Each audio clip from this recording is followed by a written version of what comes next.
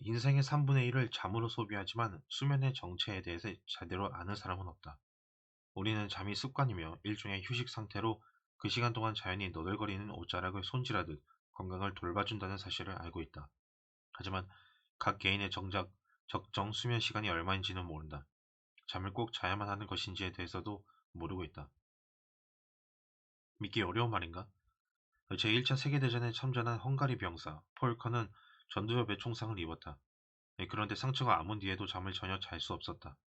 의사가 온갖 진정제와 수면제를 투약하고 나중에는 최면 치료까지 해보았지만 폴커는 잠이 들지 않았다. 그는 심지어 졸리다는 말조차 하지 않았다.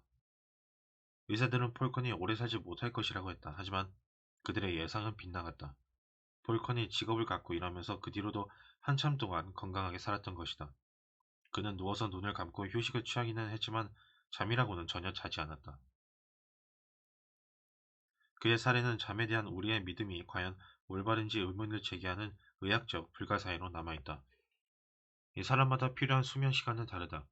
지휘자 도스카니니는 하루에 5시간만 자도 충분했지만 미국 대통령이었던 켈빈 쿨리지는 그보다 배나 더 많은 잠이 필요했다. 쿨리지는 하루 24시간 중 무려 11시간을 잤다.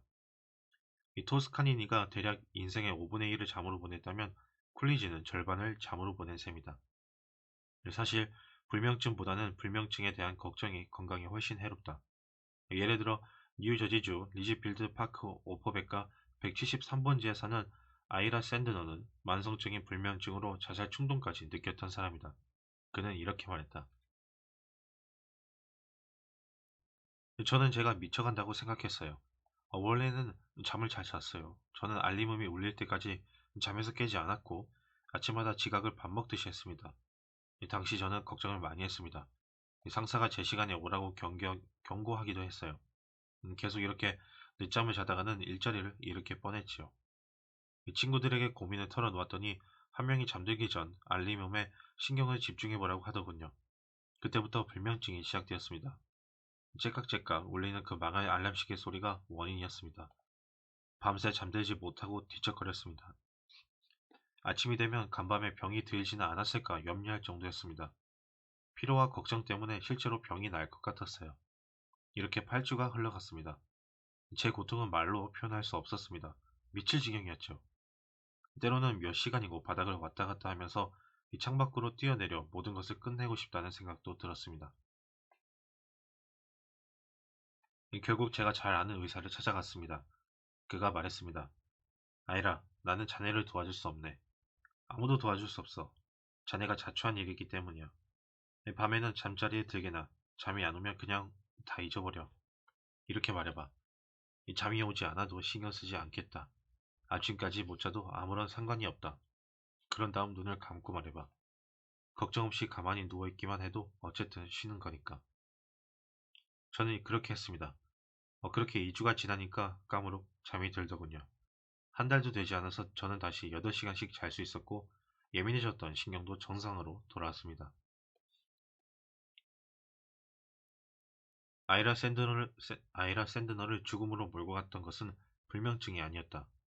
불면증에 대한 걱정이었다. 시카고 대학교의 선 너스니얼 클라이트먼 교수는 수면에 대한 연구를 누구보다 많이 한 사람으로 이 분야 최고의 전문가다. 그는 불면증 때문에 죽은 사람을 한 번도 본 적이 없다고 단언했다. 물론 불면증을 걱정하다 보면 기력이 쇠해서 질병에 걸려 죽을 수는 있다. 하지만 이때도 불면증 자체가 아니라 불면증에 대한 걱정으로 문제가 생겨나는 것이다. 클라이트먼 교수에 따르면 불면증으로 걱정하는 사람들은 자신이 생각하는 것보다 훨씬 더 많이 잔다고 한다. 어제 한숨도 못 잤어 라고 말하는 사람들도 자기가 모르는 사이에 몇 시간 정도는 잔다는 말이다. 19세기의 사상가 허버트 스펜서의 예를 들어보자. 하숙집에서 살며 평생을 독신으로 지냈던 그는 누구와 만나더라도 항상 불면증에 대한 이야기를 지루하게 쏟아냈다. 그는 소음을 막고 신경을 가라앉히겠다며 귀마개를 착용한 채로 잠자리에 들었다. 심지어 불면증을 치료한다는 이유로 아편을 쓰기도 했다. 하루는 스펜서와 옥스퍼드 대학교 세이스 교수가 한 방에서 묵게 되었다. 다음날 아침 스펜서는 간밤에 한숨도 못 잤다고 말했는데 사실 잠을 설친 사람은 세이스 교수였다. 스펜서가 밤새 코를 골았기 때문이다. 숙면을 취하기 위해 가장 중요한 것은 안정이다. 우리보다 훨씬 커다란 존재가 아침까지 우리를 지켜줄 것이라 믿고 안심해야 깊은 잠을 잘 수 있다. 그레이트 웨스트 라이딩 요양원의 토머스 히슬롭 박사는 영국 의학협회에서 연설할 때 바로 이 점을 강조했다. 오랫동안 사람들이 치료하면서 발견한 사실이 있습니다. 사람을 편히 잠들게 만들어주는 가장 훌륭한 요인이 기도라는 것입니다. 순전히 의학적인 관점에서 드리는 말씀입니다. 습관적으로 기도하는 사람들에게는 기도가 마음을 안정시키고 신경을 진정시키는 가장 적절하고도 정상적인 방법입니다. 하나님께 맡기고 모든 것을 내려놓는 방법도 있다. 영화배우이자 가수 자넷 맥도날드는 우울하고 걱정이 되어 잠이 오지 않을 때마다 성경의 시편 23편을 읽으며 안정을 얻는다고 말했다. 여호와는 나의 목자시니 내게 부족함이 없으리로다. 그가 나를 푸른 풀밭에 누이시며 쉴만한 물가로 인도하시는도다.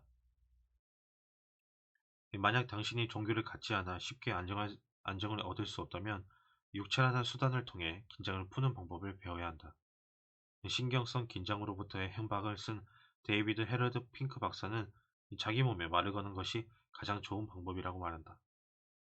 핑크 박사에 따르면 모든 체면의 열쇠는 말이다. 당신이 좀처럼 잠을 못 자는 이유도 불면증이라는 병이 생기도록 자신에게 말을 걸기 때문이다. 이 문제를 해결하려면 당연히 최면에서 벗어나야 한다. 그리고 근육에 말을 걸면 된다. 긴장을 풀고 편히 쉬어. 근육이 긴장하고 있으면 정신과 신경도 쉴 수 없다. 따라서 잠이 오지 않는다면 일단 근육에서 시작해야 한다. 핑크 박사의 제안대로 해보자. 실제로 효과가 입증된 방법이다. 우선 다리의 긴장을 풀기 위해서 베개로 무릎을 받친다. 같은 이유로 팔 밑에 작은 베개를 둔다. 그러고는 턱과 눈과 팔과 다리의 긴장을 풀라고 말한다. 그러다 보면 자기도 모르는 사이에 잠들 수 있다. 나도 실제로 해봤다. 만약 잠이 오지 않아 걱정이라면 앞서 말했던 핑크 박사의 책을 읽어보라. 무척 재미있을 뿐 아니라 불면증을 고칠 수 있는 효과적인 방법이 담겨 있다. 불면증을 치료하는 가장 좋은 방법 중 하나는 정원 돌보기, 수영, 테니스, 골프, 스키 또는 무엇이든 힘든 일을 해서 몸을 피곤하게 만드는 것이다. 이것은 시어도어 드라이저가 실천했던 방법이기도 하다. 젊은 시절 별 볼 일 없는 작가였던 드라이저는 잠이 오지 않아 걱정하다가 좋은 해결책을 생각해냈다. 뉴욕 센트럴 철도의 보선공으로 일하는 것이다. 그는 온종일 못을 받고 삽으로 자갈을 퍼내느라 너무 지친 나머지 저녁을 먹기도 전에 쓰러져 잠들곤 했다. 몹시 지치면 걸으면서도 잠을 잘 수 있다. 내가 13살 때의 일이다. 아버지는 미주리주 세인트 조에 돼지를 팔러 가셨는데 화물차 한 대에 돼지들을 태우자 공짜 열차표 2장이 나왔다. 그래서 나를 데리고 가셨다. 그때까지 나는 인구 4만 명이 넘는 도시에 가본 적이 없었다. 그러니 인구 6만 명에 달하는 세인트조에 내렸을 때 얼마나 들떠 있었겠는가. 무려 6층이나 되는 고층 건물은 처음 보았고 그보다 신기했던 것은 전차였다. 지금도 눈을 감으면 그때의 광경이 생생하게 떠오른다. 내 인생에서 가장 흥분된 하루를 보낸 후 아버지와 나는 다시 미주리주 레이븐 우드로 돌아오는 기차를 탔다. 새벽 2시에 기차역에 도착해서 집까지 6km가 넘는 거리를 걸었다. 자, 이제부터 이야기의 요점이다. 나는 몹시 지친 나머지 걸으면서 잠이 들었고 꿈까지 꾸었다. 그 뒤로는 말을 타고 가는 동안 잠든 적도 있었다. 그러고도 지금까지 살아남아 이 이야기를 당신에게 들려주고 있다. 이 사람이 정말 피곤하면 아무리 천둥이 치고 전쟁의 공포와 위험에 사로잡힌 상황에서도 푹 잘 수 있다. 저명한 신경학자 포스터 케네디 박사가 들려준 이야기다. 그는 1918년 영국 제5부대가 후퇴하던 중 휴식 명령이 떨어지자마자 병사들이 그 자리에 쓰러져 혼수 상태에 빠진 것처럼 잠든 모습을 목격했다고 했다. 그가 손가락으로 눈꺼풀을 들어 올렸는데도 병사들은 깨지 않았다. 심지어 병사들의 동공이 위쪽으로 말려 올라가 있었다고 한다. 케네디 박사는 말했다. 그 후로 잠이 오지 않을 때마다 저는 눈동자를 위로 향하게 합니다. 그러면 얼마 지나지 않아 하품이 나고 졸음이 몰려들지요. 이것은 인간이 통제할 수 없는 자동적 반사입니다. 이 자살의 방법으로 수면 거부를 택한 사람은 한 사람도 없고 앞으로도 없을 것이다. 아무리 의지력이 강한 사람이라도 결국은 잠들기 마련이다.